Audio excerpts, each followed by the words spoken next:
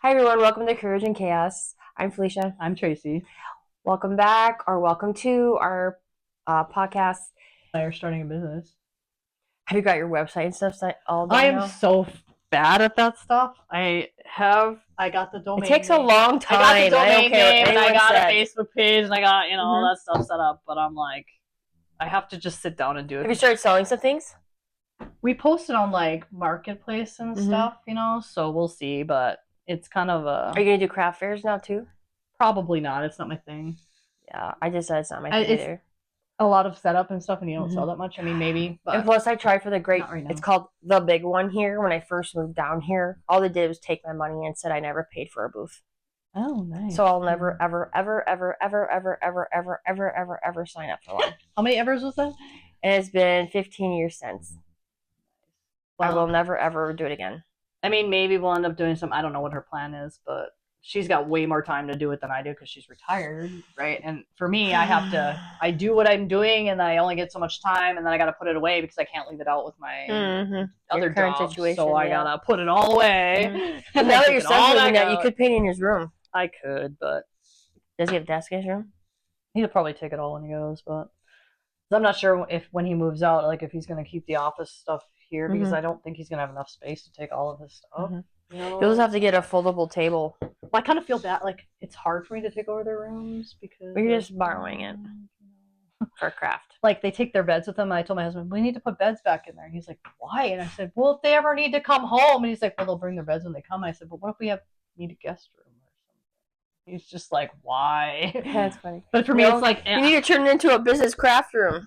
I couldn't go in my younger son when he moved out the first time. I couldn't go in there. I didn't go in there until like a month before he came home because I couldn't bring myself to go in there and see it empty. It was so sad. My older son, I didn't go into his. I can't even imagine my kid's room empty. She's been gone for 2 weeks, and the only reason why I go in her room now is because she has a lizard.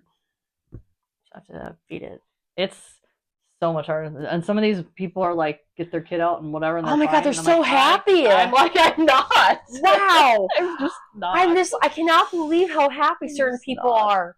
It is shocking. I have some coworkers that are just like, it's the best thing ever, and I'm like, wow. But I think it's the am I like an obsessed I think it's the way mom you're raised. or what? I think it's maybe, but but for me, it's like. I do the job. I do the job that I do because I wanted to be with my kids. I wanted to be. If I couldn't be a stay-at-home mom, that was the next best thing because I wanted my kids to see me every day. I wanted to engage them. I wanted to raise them. I wanted to do all those things. And we were lucky enough to do so. And that's the choice that I made for them. I mean, I could have done probably 100 other little things. You know, I mean, it is what it is. But I chose my family, and I think that's. It's either how you're raised or what your values are or whatever that is on where you put your family. Yeah. And for me, that's just what was more important to me because we were both raised differently, me and my husband, but we decided that we were going to be the new. Well, and actually we broke the cycle. The statistics out there right now is it's going back more towards the family oriented. Like there's a lot of that's because it's so expensive out there. They all have to still live with us. Well, but I mean, they're going to those multi-family homes now. Where you build a different wing for each generation. I'm getting ready to build twin homes or townhomes, or buy a compound where there's a house here, here, and here. I wish I could. Yeah. God, that'd be so great. I'd be like, I'm gonna buy like 100 acres, and you guys can have one in that corner, and you can have one in that corner. And you could have some wood separating you, so it feels like you're alone. Well, a lot of it is, because they're always like, well. My youngest one, especially, she was like, well, what happens if you just always constantly be nosy? And I'm like, you can have the woods around you. Well, it's like, it's not about being nosy. It's like, I just had this conversation with my older son yesterday. It was like a Mother's Day conversation or something. We started talking about some other things, but it went into the housing thing. Getting a girlfriend and family and all that stuff, and I go, the most important things you will ever do in your life is be a husband and a dad. Those are the only two things that are going to matter in the end. Yeah. The rest of it is just stuff. No one else is going to remember anything else. Things. They're going to remember what kind of a dad were you? What kind of a husband were you? That's it. That's it. What kind of person are you? And hard worker sometimes.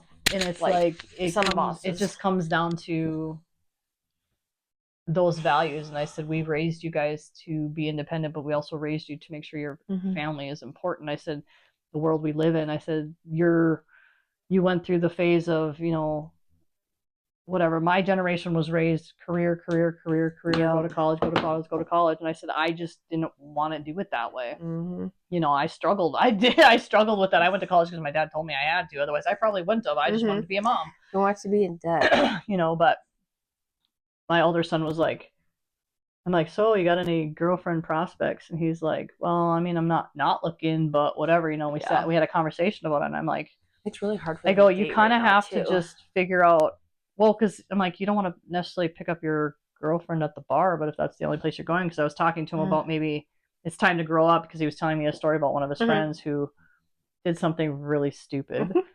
And got kicked out of the bar for being stupid, and he's older than he is. And I said, okay, well, you're at this point of your life right now where it's not cool to do that kind of stuff anymore because you're an adult. Right. I said, you're an adult now, where you know the people you're going to start dating are going to be looking at, I want a husband, not a boyfriend, kind of material. I said, so you got to start setting yourself up for. Yeah, because what age is he? He'll be 25. Yeah, he's at that as soon as when he turns 25. Yeah. Women are going to look at him as husband material now, not boyfriend material. I married my husband. Because he's older. Yeah. Getting older now, where they're thinking he should be more established. Right. Well, I mean, it's not that he's not established. It's just finding the right groups of people to hang out with. Maybe, that makes and I'm like, put yourself in proximity to different types of people. Like, go play pickleball or go find a sand volleyball league, or just don't hang out at the bars all the time with your buddies and be like, hey, whatever. They got a lot of leagues around here. And I'm like, do something at the church or whatever, some kind of different thing activity to get yourself out there amongst other people. So you meet new people, because he knows what he doesn't want. I'm not sure he knows what he wants exactly, but he knows what he doesn't want. Well, that's I think both of my kids know what they don't want. Because I my advice to them was, you have your core values. And those are the things you don't go off of, like, you don't stray from. Yeah. They said some of the other things, like, well, I typically like blondes, but if this brunette's really cute, like, those are stupid, superficial things. But I'm like, when it's religion, your core family values. Yep. And I go, sadly, it's politics now. It didn't always used to be, but it is a very important thing right now because of it's broken up a lot of relationships. The world that we live in right now. I said, so you have to have those core values. Like, do they believe in God? Do they go to church? Are they family oriented? Like, are they wanting a family? Are they wanting to, build a family? Or are they career goals versus that? Because I go, it's okay to have both of those, but in the end, if you're working towards family goals, then you have to be careful, right? Make sure that they're on the same page as you. For sure. And I go, politics, like I said, it's a thing now. That ripped up so many relationships. It's a thing now. I said, and you know where you stand on that part or whatever, so you'll know. And I said, just go date a bunch of people, and we're like, you don't actually have to jump in the sack with everybody and all that stuff. Just go out. Different days of actually eating and doing activities. Go for a walk, have some coffee, play some volleyball, go play pickleball, like something just fun. I said, you're usually going to know by date 2 or 3 whether that person is going to be. I think what's happening with the younger generations now is they're lacking social skills because of technology. Well, there's technology, and then there's the COVID babies. My youngest is a COVID kid, right? Where they just missed 2 years of very, very critical social skills. And the world's just a very different place since then. So it's just trying to figure it out. And I know, like, I try to push, like, old style, but, like, do this, do that, just simple things. Because I even have younger generations at work that are like, dating life is just so hard. And I'm like, well, have you thought about doing this? And, like, she's saying, like, all these fun little things of just even a picnic in the park. Just something, just you can actually connect. Well, I just told my son, I said, if she's looking for the extravagant date every single time, you got to bring her flowers and chocolates and candy. I said, that's not the person for you. No, that's not. I said, because that's not who you are. No, you can't keep up with that. You're never gonna really know where you. I'm like, you could go to the gym and meet somebody. I go, your dad and I met at a grocery store. Yeah, and I actually heard that the gym is the worst place to meet a girlfriend. Probably, 100%. I agree. But I'm just saying, me and my husband met by me dropping off my friend. She wasn't my friend at the time. She's a horrible person. my roommate, that's why she made me never want a roommate ever again in my life. I would rather live in a tent in a deserted. I had one of those. Yep. I would live by myself in a tent, any weather condition. Anyway, but she was my roommate, and we dropped off her brother, and went inside where we dropped him off, and all of a sudden he walked out with this gentleman, and I'm like, who's this dude? I thought he was from the town next over here. He's from my town. He's like, hey, blah blah blah, and I'm just like, what the hell? Psycho. No, I'm just kidding. You just never know. We told him, I said, you just never know when that person's going to come. And I said, but you're going to know. And I'm like, but you have to be willing to throw it out there. And he's like, well, I'm just oblivious. Like, my friends will be like, this girl was like, hey, how's it going? You know, and he's like, I'm totally oblivious. And I said, okay, so fix that problem. And that's fine that he is, but it's like, fix the problem. If you know, like your friends have pointed out to you that she was really flirting with you, fix the problem. I'm like, just start paying a little bit more attention to it. Yeah.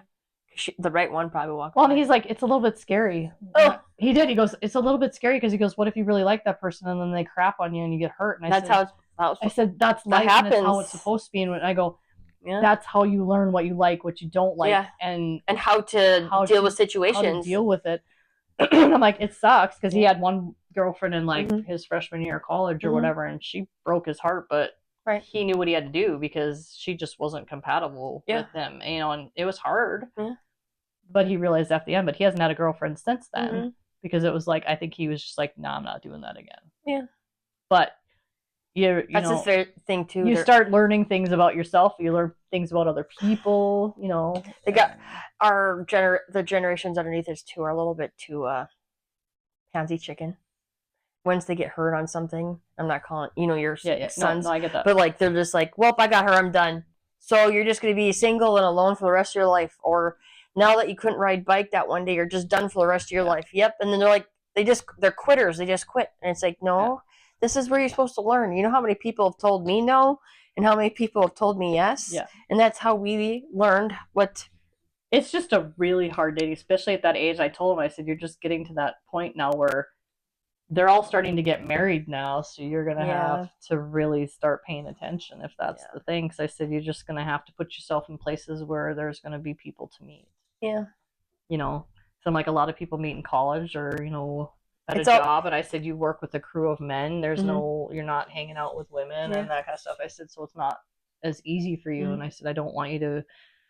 I go, I'm not trying to put pressure on you. I just want you to think about it. Because I go, it takes a long time to get through this process. You know, I said, usually when you know, you know. And my husband was telling him the story about me because my husband's like, he was one of those guys where if a girl crapped on him, he's like, I'm done with her. I'm never talking to her again. Yeah. You know, well, I broke his heart. I had a lot of things to learn. Right. Like I was learning as I was going to, you know, like I made some really bad choices in some things. And I broke his heart. But mine was also broken. I was dealing with a crazy psychopath, that one, manipulative, whatever. So and that really messes with your brain. I was working through that part of it because I was trying to figure out like what happened to me, like what went wrong, or like what's happening, or whatever. You know, and I started to figure it out. Yeah. But I had to dig my way out of there, and you know, he got caught in the crossfire at first, and he goes, "I'd never go back with another girl who broke up with me," but he goes, "You're the only person I've ever taken back after that." But he's like, I was in love with you after the third date. You know, but it's like, he was telling my son that, he goes, when you know, you know. Right. And he goes, you're going to go outside of your comfort zone and outside of your borders because that person means enough to you to do that. And they're going to tell you, you're going to know. Yeah. And for all you know, the person that he could be with for a while is in the same building as him. You just never know. You don't know. I was telling him, I'm like, I was looking through church the other day, scoping out. And what did he say? He's like, okay. And I was like, hey, I'll take a girl wherever I can find it. But then I was asking around, and it's like she was a senior in high school. I was like, okay, maybe a little young. Maybe for my younger one, but still a little bit young, you know, because I'm like, you kind of want, once you get to that 21 age, you kind of want somebody who is your age or very close to your age. Because then they're all going through college and everything. It starts getting weird, you know, because you're like in your adult job and they're still going to college, and it starts to get weird. And things can just get separated. I mean, sometimes it works out and it's great, but once you get kind of past that phase, you know, like the age my older son is in right now is like you're kind of in that prime network right now where you just need to crap or get off the pot. Like any of his guy friends, I don't know what ages they are, but don't they have girlfriends or wives that have But that's friends? the thing, is some of them are older than them and they don't seem to care. And I said that's why you need to get out of that genre of people, and you need to, not that his friends are all terrible, there are a few that are a little trouble, but I'm just saying that, you know, because sometimes there's okay, that makes sense. He's just in a situation that well, and his best friend's married, you know, so it's like, aren't their cousins, you know, and it's like some of the cousin's friend, like something. You know, it's like his cousins here are girls. One's married, the other one is not, but she's in between my older and my younger one. So, you know, and the other cousins are younger and you know, don't live here. I think they're all getting married older now too. Just because that's so the way. Hard. Well, I think it's the way the world tried to make it. Focus on your career and get through all of these things instead of starting your families young. Which I think it should be go back to the opposite. I think you should start your families and then move along because you learn so much along the way. I just think it's so easy for people to walk away from relationships these days that it's just they don't work at things anymore. No, that's what I was saying. That's what I mean. Like they quit and then they don't take a learning aspect from it. A lot of them don't. So when they get into another relationship, they just keep repeating. Yeah, everything. And they don't want to try to work through things. So we told them, we said, things get hard, they get ugly sometimes, you're mad and whatever. I said, but you gotta work through them. I said, talk. Take a step back and just be like, okay, I need to think about this, whatever, and try to work through it. I said, because if you really genuinely care about that person, you don't want to walk away from that person and be like, well, I really love that person, but you know, they pissed me off. And it's like, okay, so you gave up all of this happiness. And it's like, that's what we told them. Yeah. If you don't get a girlfriend, there's so much more happiness that comes with that, even with the risk of being hurt. I said, because it's going to be the best thing you ever do. Then sometimes a person doesn't even realize they're hurting you. And you just need to tell them nicely and explain yourself. And then they'll be like, well, it's a learning curve. Holy crap, I didn't know that. It's a learning thing. Yeah. And it's all hard, these kids will figure it out, but I just pray for all of them because it is tough for them. I told them, I said, I pray every day for you to get a girlfriend. I go, that she's local, she loves Jesus, and she loves and respects you. Those are my 3 criteria. I said, local because I don't want you to move away from me. I said, the other 2 because they're obvious. And I said, I'm not asking a whole lot. Yeah. But I just want you to be happy and have a family that's what your world is, you know, because that's what's supposed to happen. Right. They'll figure it out. That's and there's people that disagree with that, and that's totally fine. But I think it's, you know, how in your race. But I think the world is going to make a swing back here towards the family values again, because they're realizing that that's what's more important, and it's what makes people happy. I agree. In the end. That's the only ones I care about. Well, I care about you, Tracy. But you know what I mean. But you know what I mean. Yeah, like when it comes down to like the very end of your whole life, like this one lady's 100 years old. She's already seen all of her people that were her age and around her age pass away, and now she's seen all these younger generations.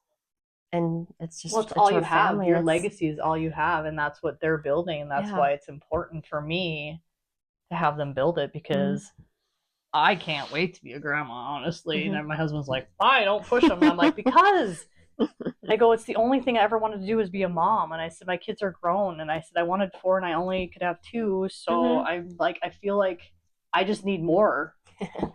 Start making them baby It's like boys. those regrets you have, you know, but it's like, you know, you get what you get, you know, and there's a purpose and a reason behind all of it. Everything will happen. I'm just kind of hoping that, you know, they get together and have like 4 kids each, so I can have a ton of grandkids. You know what? That freaking happens. I have seen it. I this hope. One girl I know, there was only her and her brother. She had 6 kids, and he had 3. And it was just because they were really, really, really God-based. You know, like a lot. Yeah. Pretty extreme. But I mean, her and her husband just wanted her to be a homemaker, and they're still happily married. And I hear it all the time from my clients. They're like, I want to have another one, but it's too expensive. I said, I get that. I said, but you know what? I would never let money keep me from having another one if I could have. Oh, it was just not the thing. And I go, I get that. That's I thought I was going to have 4 kids too, and that you can figure it out. When I was little, I wanted 6. And then I was like, oh, yeah, I should probably go lower than that. People might not want to date me when I get older. So I went to 4. So when I met my husband, I was like, so how many kids do you want? He's like, I don't know. I'm like, well, I want 4. I figured that was a good enough number. I wanted 4. My husband wanted 1. We ended up with 2. Compromise. Well, it was just because my youngest one basically broke me afterwards. So I mean, it is what it is. They're like, probably shouldn't do that again, so I won't. Yeah. But, you know, it is what it is. I took a chance having my youngest one due to the one previous. You know, like, my husband. Well, I think the second one I had, it scared the crap out of my husband, too, because it was pretty bad there for a while, but. Here we are, 2 beautiful children apiece. So that together we made 4. I had more because I'm lonely with, you know, I mean, and I can't get any more dogs. This is it. That's what my husband says, but I think he's gonna find that I'm a caregiver, so I have to have something to take care of, or I'm probably gonna go. How old are your huskies? 9 and 10. Or are the boys taking their huskies? No, 9 and 10. We couldn't split them; they would go crazy. Oh yeah, they grew up together. Yeah, they'd go crazy. 9 and 10. Oh, wow. Okay. So you start the puppy shop. Yeah, he told me no more. Cow shop. That's what I said. Goat shop. Mini cows, mini goats. My yard's big enough. I can put a horse. Oh my god, you sound like me with the. I'm like, I can even have chickens. I think you're allowed like 4 or 5 chickens. You can have 6. I'm gonna have 6 chickens. A fainty goat. I would have chickens right now if I didn't think my dogs would eat them. My dogs will eat them. So I'd be like, I can have 6 chickens. My golden retriever would just take that apart. But I would probably buy a homestead. But I don't want to move until I know where my kids are going to land, because I want to be where my kids are. Like, if I have to buy something in the middle of the 2 of them. That's what we said too. Because I want to be where my grandkids are. And people think we're crazy. They're like, well, what happens if they move again? I'm like, well, that's fine. But I mean, I need to be central base. I want to be able to get to my grandkids. Mm-hmm. And my kids, but my grandkids, because that's important to me. Yeah. I had my kids very young because I wanted to be a young grandma. I want them to have great memories with me and Phil, and I want to be part of that, you know. But I'm like, they have to get on the bandwagon here.